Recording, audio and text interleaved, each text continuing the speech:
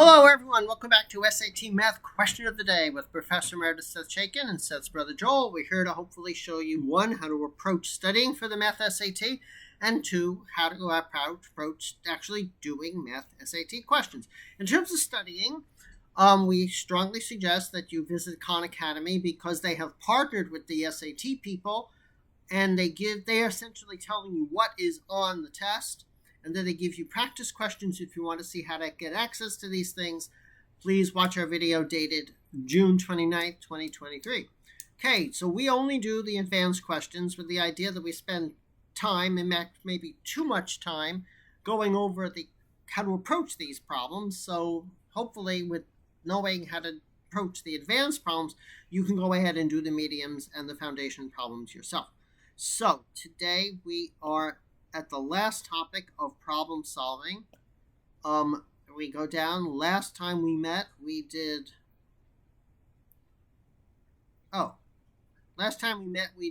scatter plots. So today we're going to start a new topic, linear and exponential growth advanced practice. Let's go. Here we go. Let's go. The first question. Okay.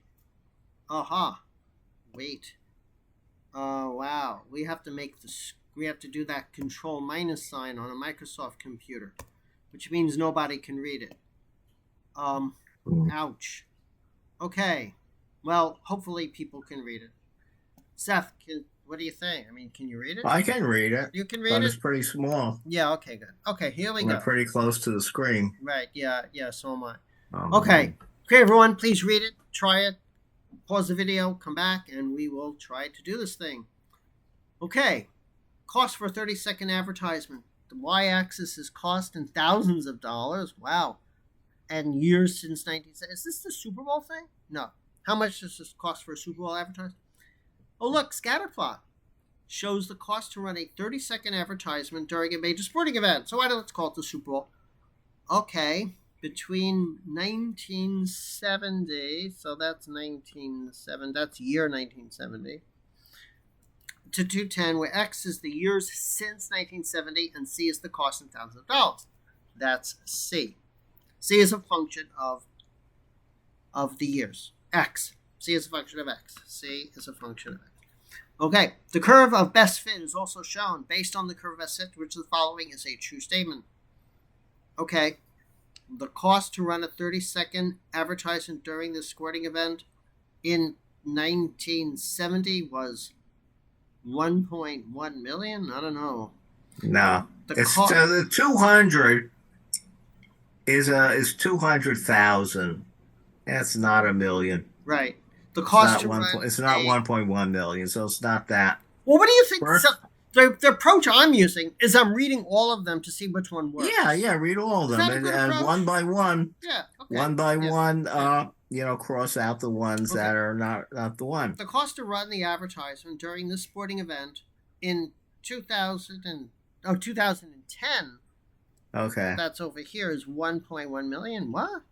1.1 million. It's based upon the scatter plot. Wait. No. It's based upon. They ask you to base it on the curve, so you could ignore the dots. Right. At 40 past 1910. No, sorry, 1970.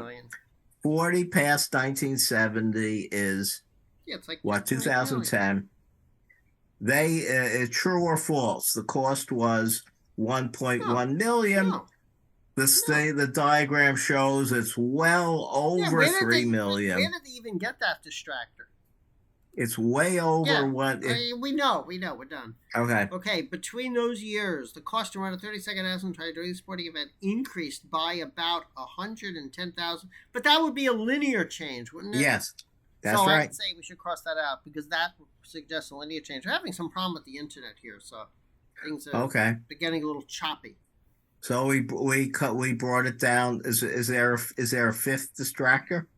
I don't think so. So it has to be D, but let's see if it makes sense. Yeah. I don't know what's going on in the internet here. This video is going to look weird, and hopefully this is a 10% growth per year. I just hope the sound works because our video's not working. Between 2000, the cost of running so it has to be that. It has to be. That's exponential growth, isn't it? Yeah, If it goes yeah, up, it has to, by virtue of yeah, just taking out all the other the answers. It just has to be that. yeah. So why don't we just say that? Yeah. Yeah. So what do you think of the approach? Just um, reading everything and just knocking them out Yeah. until you get the best Yeah. answer. Yeah. And But, after eliminating the top two because they are wrong at one point, we then move to C and we eliminate that, not because we look at any of the numbers, but because we recognize the distractor specifies linear growth, right, and we know that a plot of linear growth is a straight line. right. This is a constant slope. And this is not a straight line. Right. So that eliminates part C. Right. And then we move to part D, and we also, here is one of the things we could say to teach you something. Go ahead. Increasing by 10% a year. That is exponential growth. Right. Yeah. And the formula, say, would be G, a Y equals a constant times 1 plus 10% to the X, where X is in years. Right. There we go. That's right. Years after. Years after. Yeah. Oh, well. Yeah, years after. Actually, it doesn't matter because, wherever X starts at, the constant could take care of it. Right. That's it. Yeah. That's where you get to 10%. 10% is 0.5. Yeah. Right. Yeah. Or in other words, C times 1 plus 1/10. 1/10 to the X power. Right. So why is it that? If C is the cost at year A,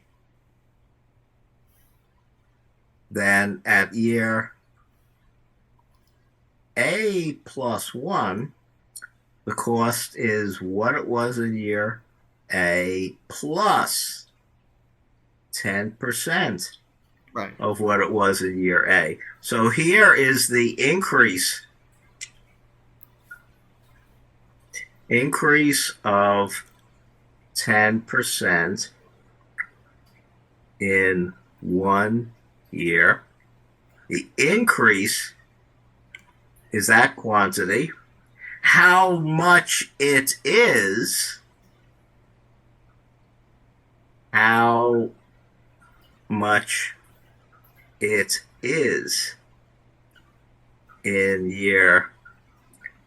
the next year from A, how much it is the sum of what it was at the beginning of the year plus how much it increased in a year. Right. And that's now we have a law of arithmetic. It's called the distributive law. C plus 10% of C is 1 plus 10%. Well, you're using GC, greatest common factor. Now you have to know also. That 10% is another symbol for 10 100ths, right, which is another symbol of 1/10, which is another symbol for decimal point 1. Right. Yeah. Yeah. Do you notice something interesting about what Seth's doing? Seth understands this and he's explaining it in a very clear way. And if you're ever confused in a math problem, really try to get to a point where you really understand. It may take some time, but notice that Seth's explaining things in a very clear way, and that's ultimately your goal in a math problem, is to understand it so that you can explain it to yourself in a very clear way, where you have a I don't know. Should we do for our audience a demonstration of what 10% per year growth means? I don't Here's know. how you do it. I mean, Could you get a calculator out? yeah, I don't want to do it by hand. fine. Okay. Just sort of curious. They don't have an online calculator here, do they? Yeah, they do. Look at this. You might need a All right. calculator. Look at Good. this. Get the calculator out. Oh, that says you might need a calculator, but they don't You give might the need it. calculator. Oh, They come don't on. give you a calculator. All right. Oh, here it is. Show calculator. Hello. Show calculator. No. Oh, show calculator. Okay, there we go. So let's see. Oh, look, we can even move the calculator. It's very tiny. good, though. good. Well, okay. So we'll start out. There we go. Nice calculator. Okay. We'll start out with, $1. Why don't start with $1? How about No, $50? $1. You don't want to start with 50? Yeah, no. So that's Okay. equal to C. So that's $1. Okay. After 1 year, Times I could do it without the calculator. 1.1 Yeah, right there. times C. Yeah. Is equal to, Oops. Where's the equal sign? 1.1. Wait, hold on. I have to close that. C is 1. So 1.1. After 1 year, we go from 1 to 1 in the 10th. That's right. Okay, now let's Now go we up the second multiply. year. 1.1 times 1.1 is how much? Wait. Bro, it's basically 100. 11 times 11. Well, It'll be just $1. It'll be calculate it out. $1.21. Okay, let me close the parentheses. $1.21. 1.21. All right. Now we multiply Equals that. $1.21. Yeah. So that's like it's a little bit more than 10 cents added the first year, Right. plus another 10 cents added the second year. Right.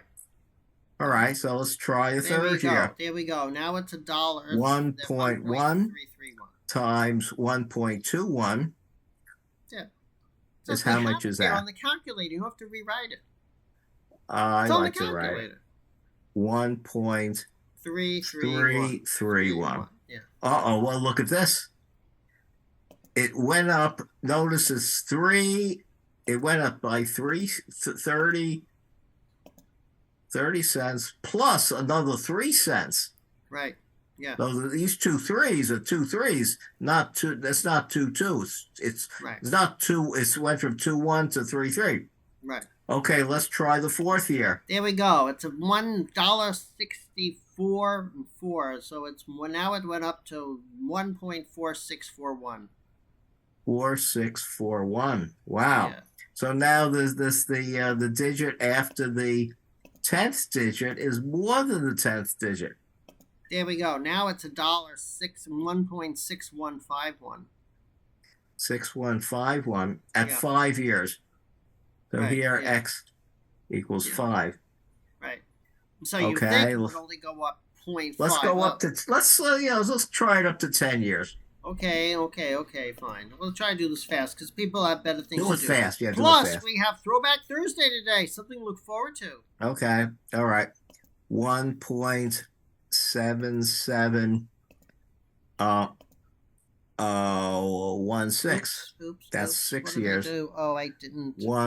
Oh, come on. I didn't put the parentheses in there. I don't even know why I need the parentheses. I don't need the parentheses. You don't need the parentheses. I don't need the parentheses. I get the answer. So what is it? How many times how many things it's have we done? 1.94. Yeah, but what number are we up to? What year are we We're up to this is 6. 1.6 is year 5. Year 6 is 1.77. Year 7 is 1.94. Okay, here we go. Now, what about year 8? It's going to be 2. It's in year 8. It has more than doubled, $2.36 at year 8. Okay, now it's $2.59. Okay, at year 9 it's $2.59, and at year 10 it's a $2.83 or $2.84. $2.86. $2.85. Okay, so what happened in 10 years?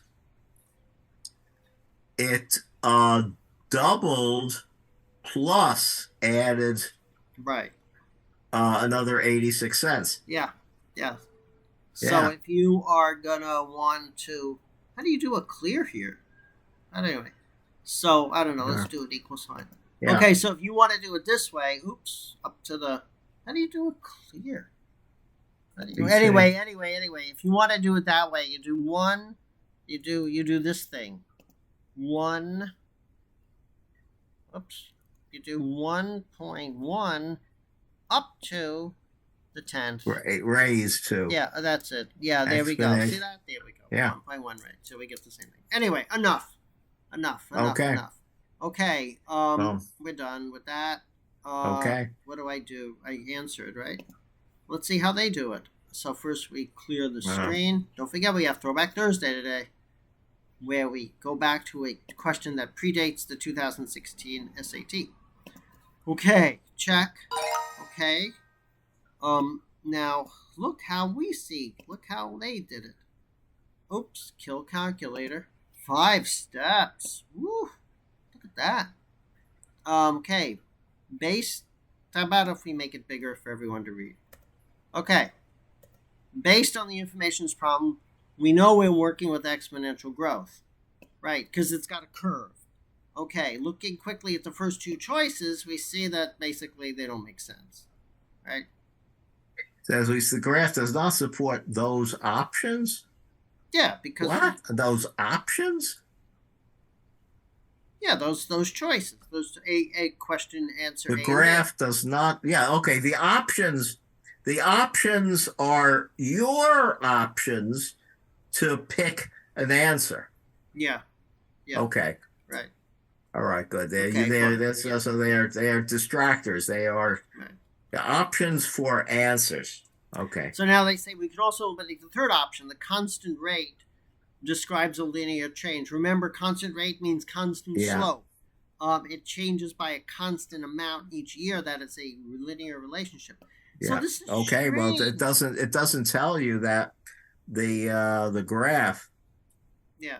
For linear growth is a straight line. Right. They don't say that. Or it could be. It could be a constant plus. Yeah.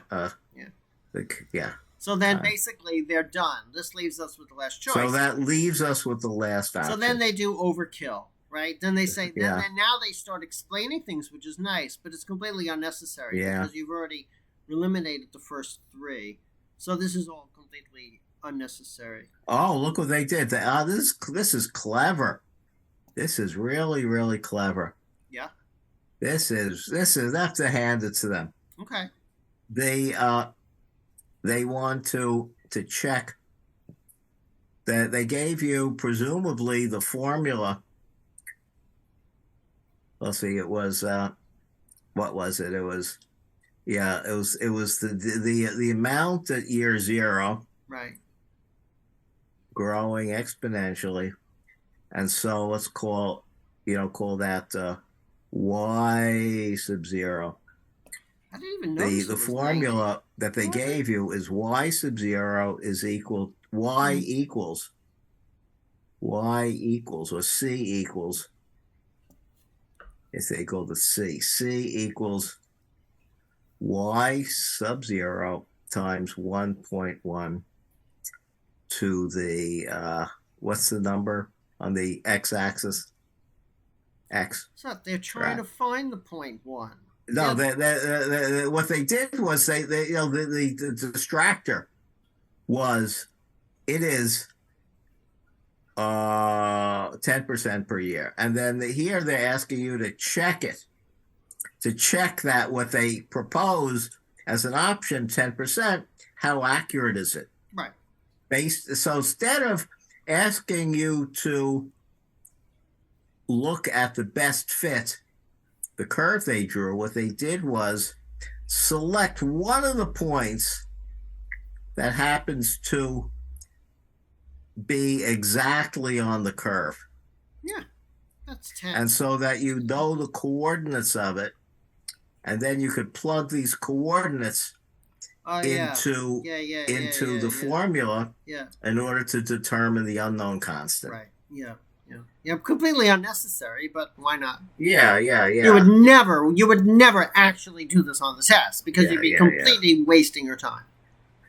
Okay, how'd they get this How did they get that? calculator? Yeah, I mean, do you have a calculator? That is going, this is the 1.09 is 2.33 raised to the 1 raised to the 1/10th power. Right. They raised this expression. Oops, I lost my. Oops. Add a take. They raised to solve for this 1 plus r thing, which you have to isolate. They raised this to the 1/10th power, and that's how they. That's because x equals 10 for the point there. Yeah. So x is 10. They raised this to x the is 10. power. X is 10, and y is 210. That's where they got these from. Right. Yeah. Right. And then they set about to figure out what r is. Right. Yeah. And so what they did was they eliminated the 90, divide both sides by 90 to get this thing. And then they took the 1/10th power.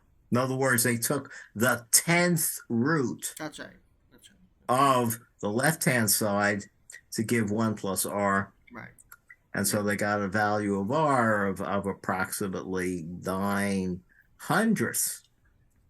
2.3 caret to the 0.110. That's what you would do in your calculator. Yeah. If you wanted to do this, you do 2.33 up to the 1/10th power, which is caret 0.1. Yeah. And then you get 1.09. Yeah. They don't. Too bad they don't explain that. They don't explain it. They don't explain that. So they got a growth, a percentage increase in the growth rate of 9%. But the distractor said it's 10%. Yeah. So it's close enough, and it's the best choice. It's the only choice. Yes. Yeah. So this is an example where you cannot verify that the last choice is exactly correct. Right. But the out. Right. The the excuse they're making is that they're asking you for the best choice. Yeah, I mean, in part 1, they basically said this leaves us with the last option. Yeah. Okay, so I think we're done with this, right? Yeah. Okay, so now today we do. Yeah. No, I think this is their explanation. Their explanation is giving people. Yeah, I disagree with how helpful the explanation they gave is. No, I think it's very helpful. I think my explanation was much more helpful. Oh yeah. Which is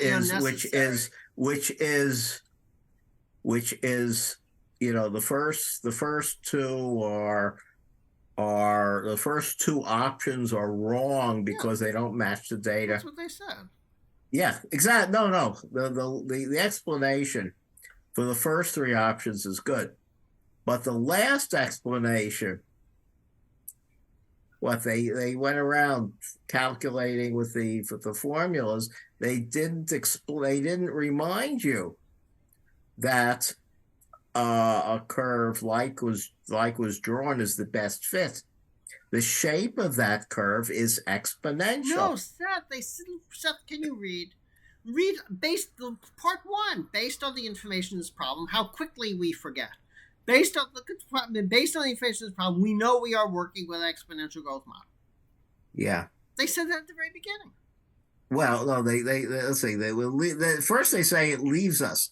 It leaves us with the last choice without saying anything. Read the top. And then they move on. Seth, recall models. Yeah, so they did it. They did it. All right. Look at the top. The first thing they say is this is exponential growth.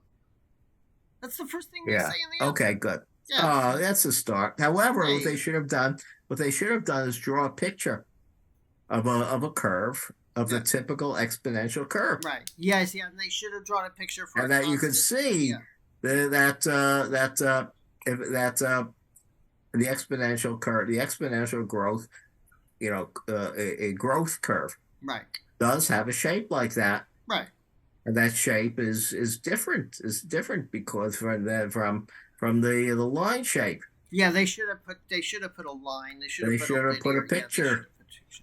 Yeah, they went a little overkill on the wrong place. They did overkill in the wrong place, underkill in the right place. So it seems like we spend a significant amount of our time criticizing. Yeah, okay, let's move on. It's not our fault that they wrote this. Right. Okay, we didn't write this. Drawings. Okay, drum roll for Throwback Thursday. The SAT, we know for sure the Math SAT changed around 2016 to be more in line with what you learn in school as opposed to like an intelligence reasoning test. So it's always nice to see what did it look like back then. So this is a typical, well, it's not a typical question, but this is one of the questions that maybe you would not see now. And let's go over it. Okay, Throwback Thursday for the third Thursday of July 2023. Here we go. And I guess I'll do annotation in Zoom as well. Not to. Okay, here we go. Number 14. Please read it, try it, and we'll come back to it. If that funny-looking baseball diamond thing can be defined for all numbers A, B, C, and D, all numbers, even A, 0, and negative numbers, right?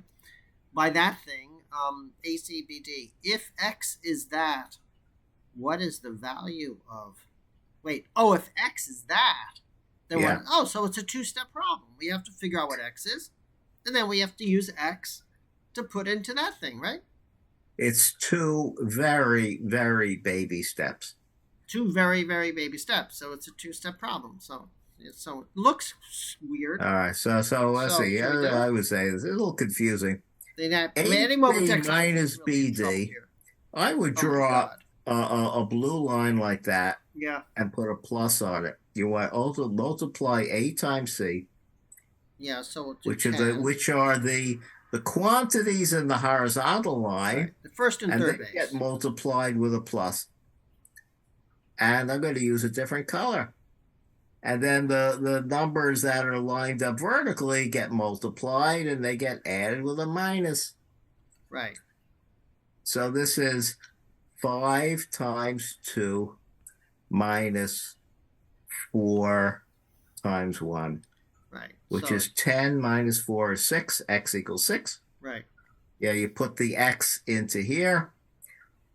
6 times 2 with a plus, and 10 times 1 with a minus. Yeah.